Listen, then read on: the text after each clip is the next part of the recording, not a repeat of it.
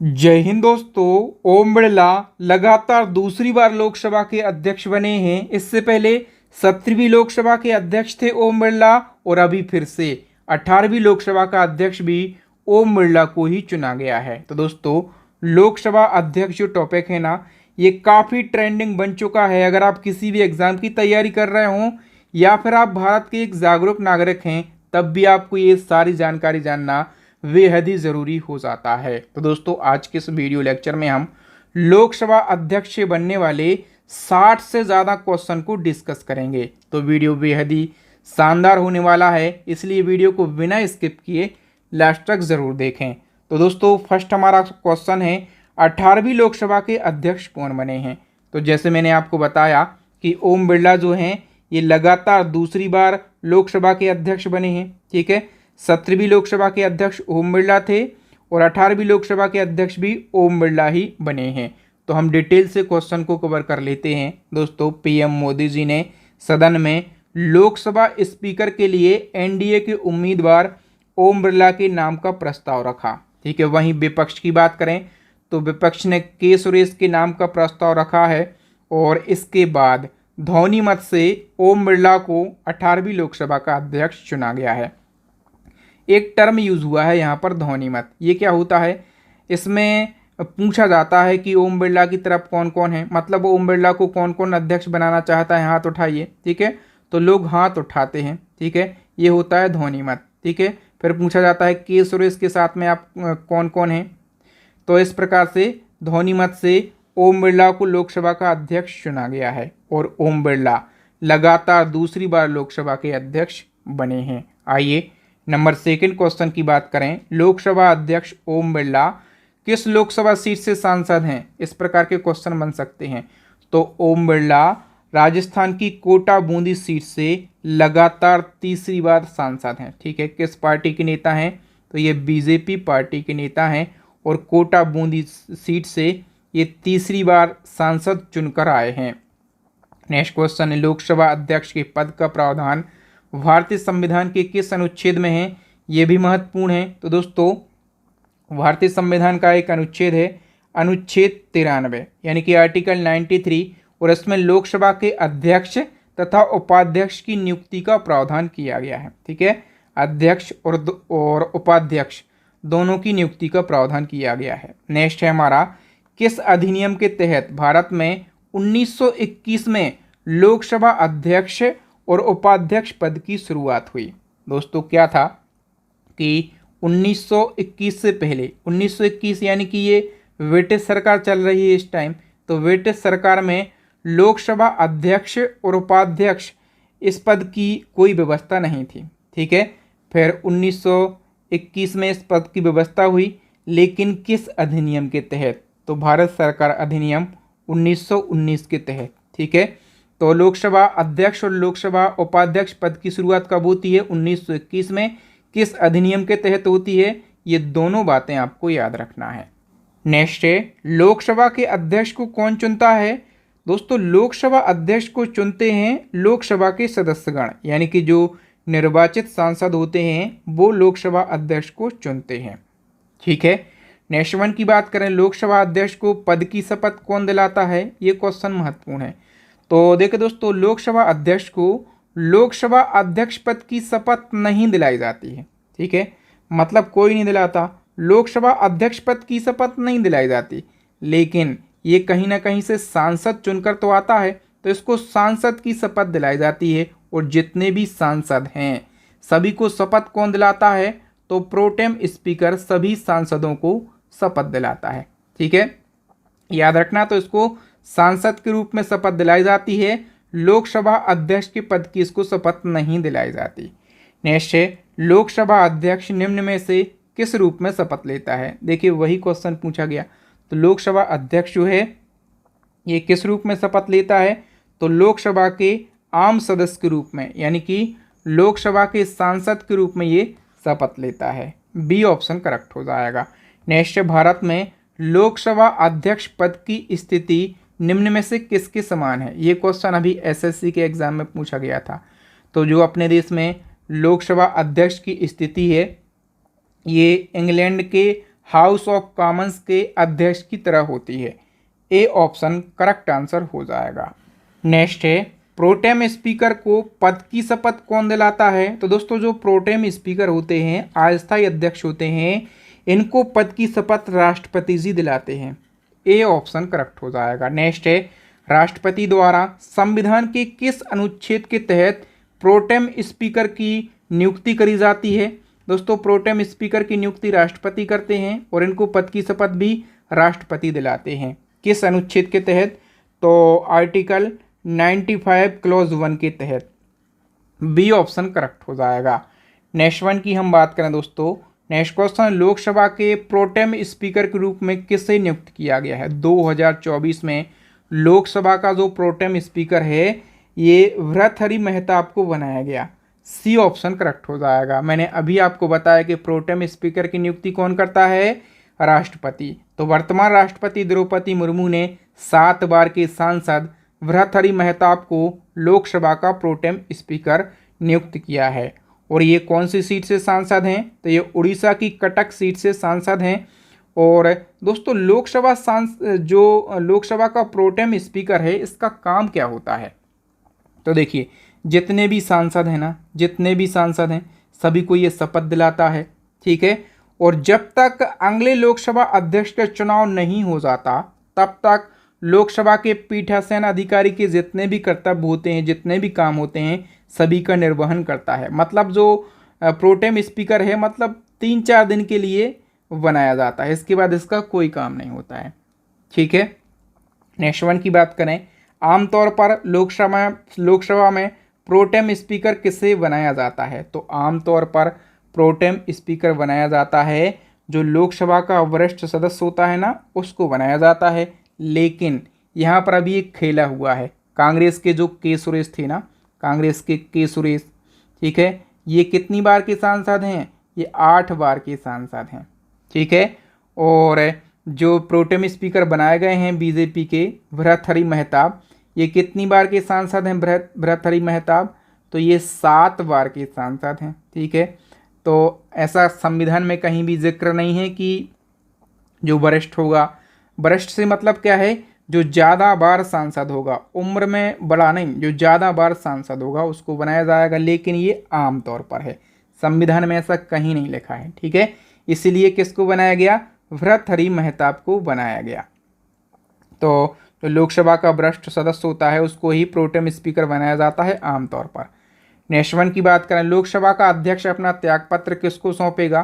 तो लोकसभा का अध्यक्ष अपना त्यागपत्र जो है ये सौंपता है लोकसभा उपाध्यक्ष को, ठीक है। और यदि मैं आपसे पूछूं कि लोकसभा उपाध्यक्ष अपना त्यागपत्र किसको देते हैं? तो लोकसभा अध्यक्ष को देते हैं, मतलब दोनों एक दूसरे को अपना त्यागपत्र देते हैं। नेक्स्ट, लोकसभा अध्यक्ष का जो वेतन है वो कितना होता है?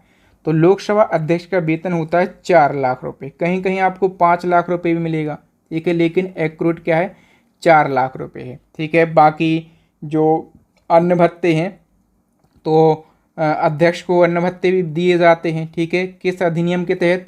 तो संसद अधिनियम 1954 के तहत अध्यक्ष को अन्न भत्ते और पेंशन दी जाती है। नेक्स्ट क्वेश्चन, लोकसभा अध्यक्ष को वेतन किस निधि से दिया जाता है? तो लोकसभा अध्यक्ष को वेतन दिया जाता है भारत की संचित निधि से। बी ऑप्शन करेक्ट आंसर हो जाएगा। देखिए, भारत की जो संचित निधि है इससे किस किस को वेतन मिलता है, ऐसे क्वेश्चन पूछे जाते हैं। तो एक तो जो यूपीएससी के अध्यक्ष होते हैं ना, याद रखना, यूपीएससी के जो चेयरमैन होते हैं इनको भारत की संचित निधि से वेतन मिलता है। दूसरा, जो अपने प्रेसिडेंट साहब होते हैं, राष्ट्रपति, इनको मिलता है। तीसरा हम बात करें कि जो सुप्रीम कोर्ट के न्यायाधीश होते हैं, ठीक है। और चौथा जो लोकसभा के अध्यक्ष होते हैं, इन सभी को भारत की संचित निधि से वेतन दिया जाता है। नेक्स्ट मंथ में आगे बढ़ने से पहले दोस्तों मैं आपको बार बार बोलता हूँ, एक बार फिर बोलता हूँ, यदि आप इसी प्रकार से बिल्कुल डिटेल में करंट अफेयर्स के हर टॉपिक को पढ़ना चाहते हैं, बिल्कुल आसान भाषा में पढ़ना चाहते हैं, ऐसे सभी टॉपिक को पढ़ना चाहते हैं जहाँ से क्वेश्चन एग्जाम में पूछे ही जाते हैं, तो इसके लिए हमारी करंट अफेयर्स की टॉपिक वाइज ई बुक लॉन्च हो गई है। इस ई बुक के अंदर आपको सारे ट्रेंडिंग टॉपिक मिल जाएंगे, साथ में आपको इसी ई बुक में मिल जाएगा मंथली करंट अफेयर्स। तो मैं दावे के साथ बोलता हूं कि पूरे यूट्यूब पर करंट अफेयर्स की सबसे बेस्ट ई बुक है हमारी, और काफ़ी मेहनत करने के बाद हमने इस ई बुक को तैयार किया है। तो हमारी करंट अफेयर्स की ई बुक लॉन्च हो गई है, स्टैटिक जीके की रामबाण ई बुक लॉन्च हो गई है, और साइंस की ई बुक लॉन्च हो गई है। इन तीनों ई बुक को आप परचेस कर सकते हैं। तीनों ई बुक का लिंक आपको वीडियो के डिस्क्रिप्शन बॉक्स में मिल जाएगा। चलिए हम टॉपिक पर वापस लौटते हैं, और नेक्स्ट हमारा क्वेश्चन, लोकसभा अध्यक्ष को पद से हटाने के लिए उसे कितने दिन पहले अग्रिम सूचना देना अनिवार्य होता है। दोस्तों, लोकसभा अध्यक्ष को अविश्वास प्रस्ताव के माध्यम से पद से हटाया जा सकता है, लेकिन कंडीशन ये रहती है कि 14 दिन पहले उसको अग्रिम सूचना देना अनिवार्य होता है। लोकसभा अध्यक्ष को पद से हटाने का प्रावधान संविधान के किस अनुच्छेद में किया गया? तो अध्यक्ष को पद से हटाने का प्रावधान जो है ये अनुच्छेद 94 में किया गया है। ठीक है, लोकसभा अध्यक्ष और उपाध्यक्ष दोनों को हटाने का प्रावधान अनुच्छेद 94 में किया गया है। नेक्स्ट, संसद में लोकसभा का मुखिया कौन होता है? तो भैया लोकसभा का जो मुखिया है ये लोकसभा का अध्यक्ष होता है। लेकिन आपसे यहाँ पर पूछा जाए कि संसद में लोकसभा में सदन का नेता कौन होता है? ठीक है, तो सदन का नेता जो है ये प्रधानमंत्री होता है, इसको याद रखना। ठीक है, लोकसभा का मुखिया पूछा जाए तो आप कहेंगे लोकसभा अध्यक्ष, और लोकसभा में सदन का नेता कौन होता है? तो आप कहेंगे प्रधानमंत्री होता है।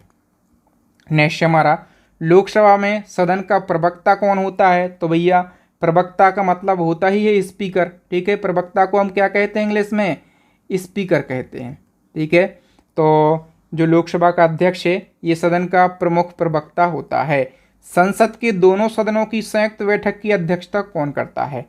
तो यहाँ से याद रखना दोस्तों, एक अनुच्छेद है, अनुच्छेद 108, और अनुच्छेद 108 के तहत में संसद के दोनों सदनों यानी कि लोकसभा प्लस राज्यसभा की जो संयुक्त बैठक है ये बुलाता कौन है?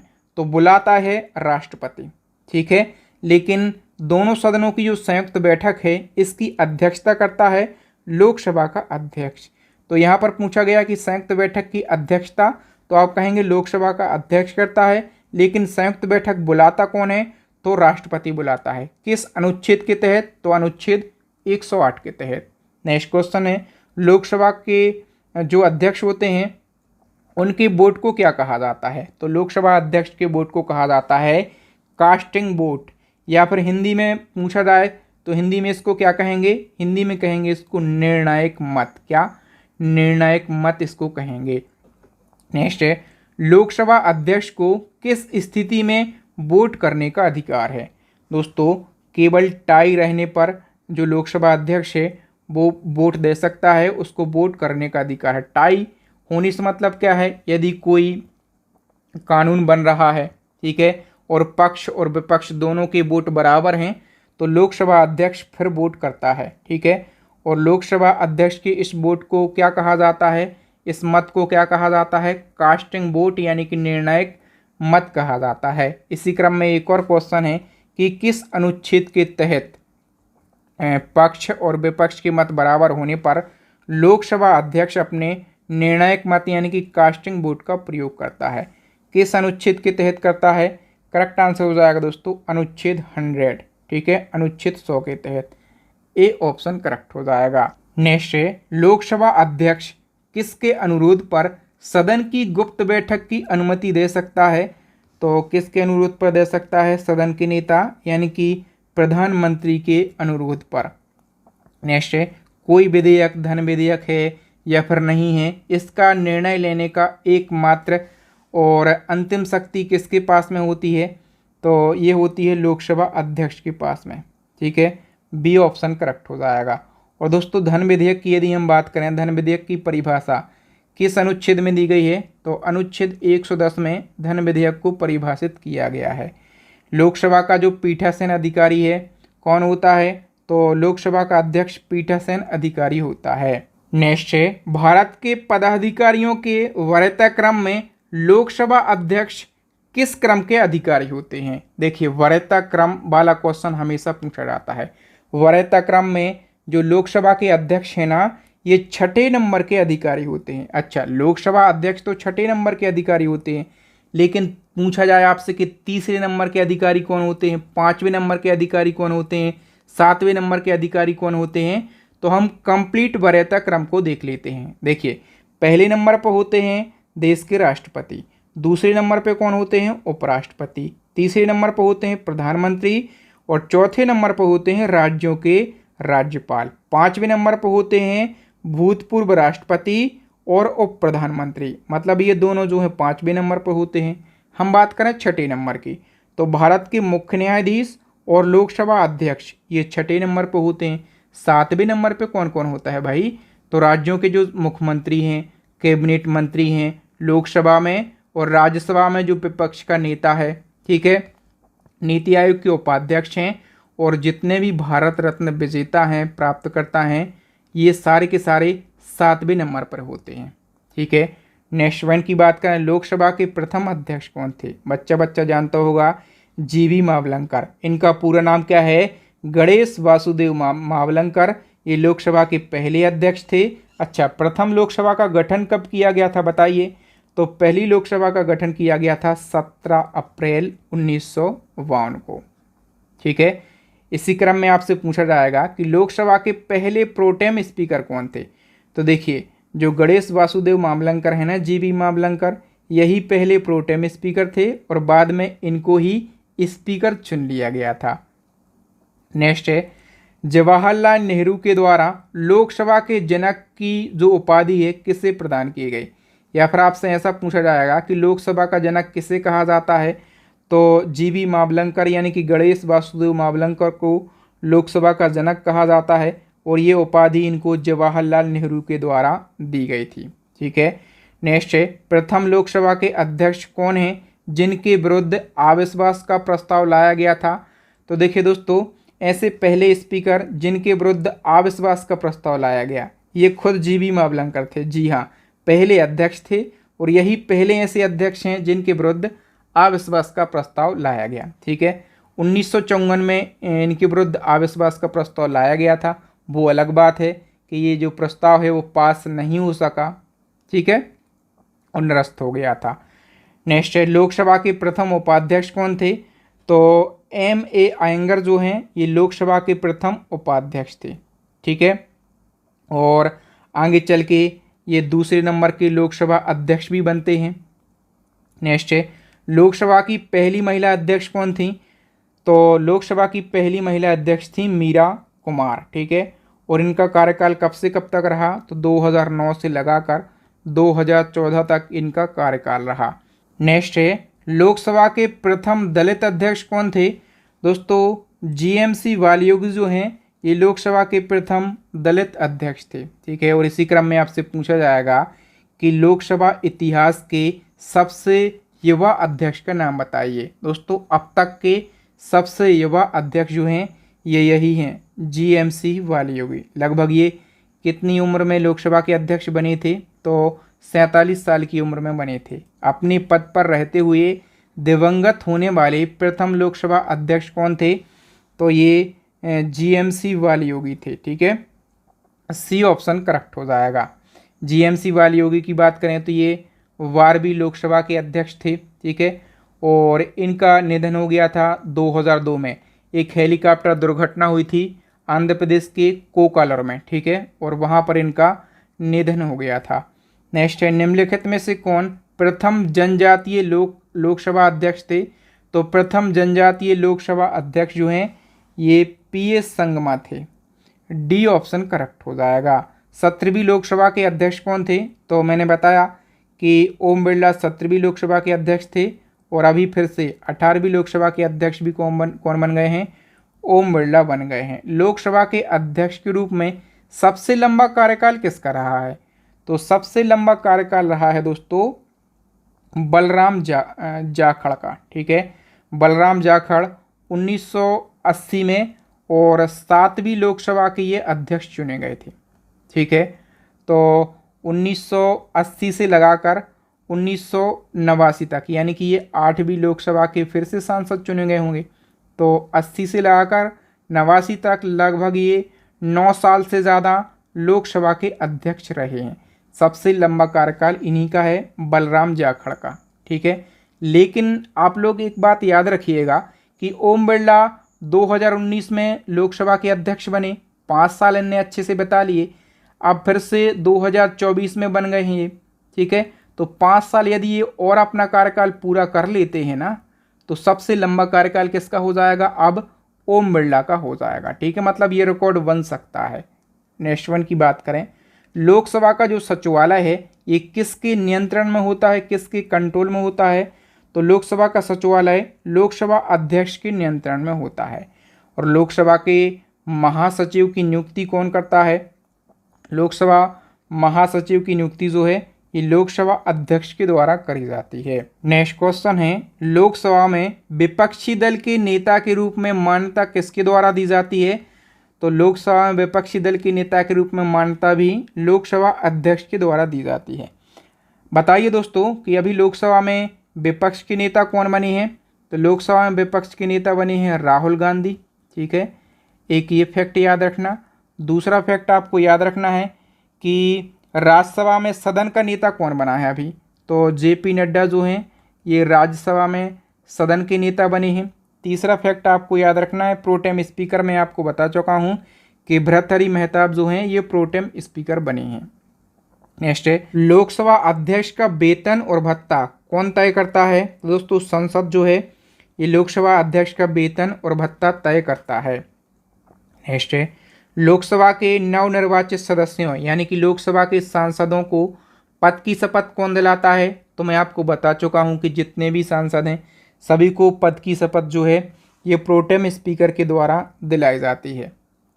नेक्स्ट है, लोकसभा की पहली बैठक की अध्यक्षता किसके द्वारा करी जाती है, तो जो लोकसभा की पहली बैठक होती है इसकी अध्यक्षता प्रोटेम स्पीकर के द्वारा करी जाती है। पहली बैठक में क्या होता है, तो लोकसभा के अध्यक्ष का चुनाव होता है पहली बैठक में।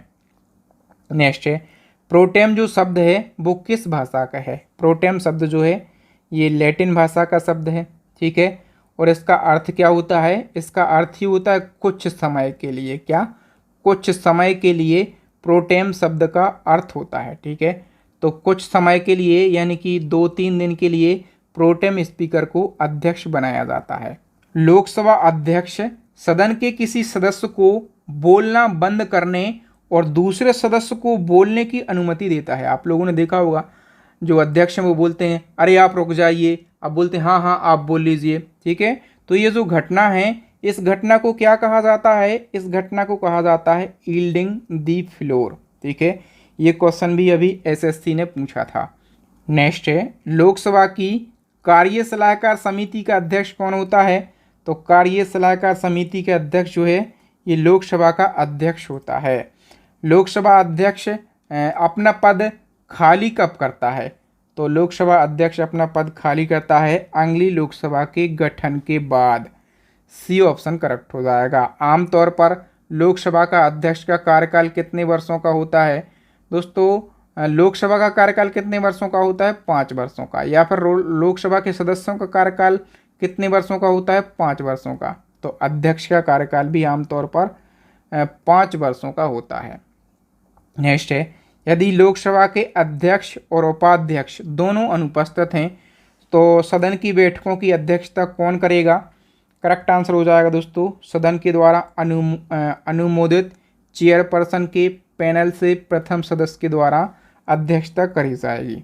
सी ऑप्शन करेक्ट हो जाएगा। नेक्स्ट है, लोकसभा में गणपूर्ति यानी कि कोरम पूरा नहीं होने की स्थिति में लोकसभा अध्यक्ष क्या कर सकता है, तो दोस्तों ऐसी स्थिति में लोकसभा अध्यक्ष जो है वो सदन को स्थगित भी कर सकता है या फिर सदन को निलंबित भी कर सकता है। तो सी ऑप्शन करेक्ट हो जाएगा। उपरोक्त में से 2 ऑप्शन में से कुछ भी कर सकता है लोकसभा का अध्यक्ष। नेक्स्ट है, खालिस्तान को संविधान की 10वीं अनुसूची के तहत अनियंत्रित व्यवहार को दंडित करने और दल बदल के आधार पर सदस्यों को अयोग्य ठहराने का जो अधिकार है ये किसके पास में होता है, लोकसभा अध्यक्ष के पास में होता है ये अधिकार। नेक्स्ट है, स्वतंत्र भारत में लोकसभा अध्यक्ष पद के लिए अब तक कितनी बार चुनाव हुआ है। दोस्तों क्या होता है कि लोकसभा अध्यक्ष जो है सर्वसम्मति से चुन लिया जाता है। उपाध्यक्ष का पद किसको दे दिया जाता है? विपक्ष को दे दिया जाता है। ठीक है, यही होता है। लेकिन अभी भी ऐसी स्थिति बन रही थी और अब तक 3 बार ऐसी स्थिति बनी है। कितनी बार? 3 बार ऐसी स्थिति बनी है जब अध्यक्ष पद के लिए चुनाव हुआ है। कब कब बनी है?